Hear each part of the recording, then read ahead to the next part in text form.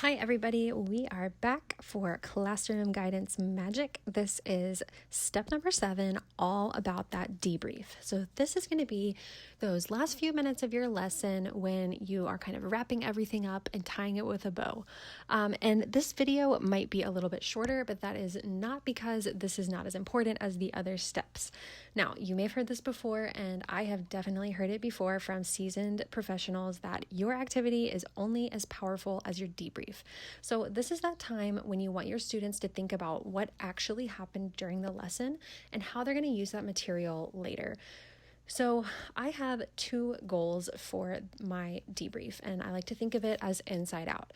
So the first goal is for students to think about what happened inside of me during this lesson. So those are those process questions. What was it like when X happened? Or how did you feel when we talked about this?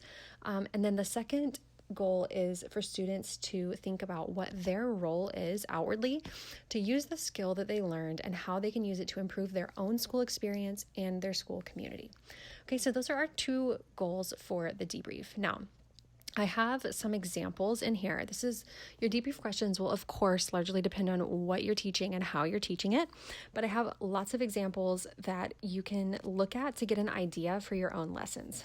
And those are in your workbook, and I'll show them here. So think about things like this. What's one goal you will pursue after our lesson today? So if you're talking about goal setting, maybe you've talked about SMART goals, and you want them to actually think about what you did in terms of action steps. So how am I actually going to take what I learned today and transfer it to the classroom, to the real world? They could also think about 3 ways they'll show kindness this week. So again, that's that action step. What am I actually going to do? What surprised you most during our activity today and why? So thinking about how they felt during the activity. What was it like for you to hear more about your peers' personal experience? So those are those process questions. What feelings did you have when you saw this happen? How did it feel to talk about the experience in front of the whole group? How did you feel when Johnny gave you that compliment? How is this different from how you normally resolve conflicts? So you can see how these would fit into different counseling topics that you might be teaching. You could also ask them to make hypotheses. How would our school community be different if we solve conflicts in the way that we talked about today? How will this activity that we did change the way you think about XYZ? So whatever the situation may be. How will this activity that we did today change the way you interact with your peers? So again, just thinking about how they're going to transfer the skills they learn to the real world, to their classroom environment, maybe outside of the classroom environment. Also, just thinking about what their own responsibility or role is in using the material that you gave them. Okay, so the debrief is your time to summarize, help students synthesize their learning, wrap it in a bow, and give them some action steps.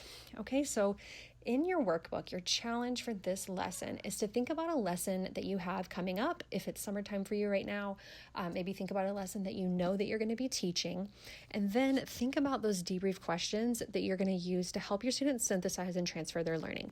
What do you want them to think about the actual process of the lesson, and what do you want them to think about in terms of their own role and responsibility afterward?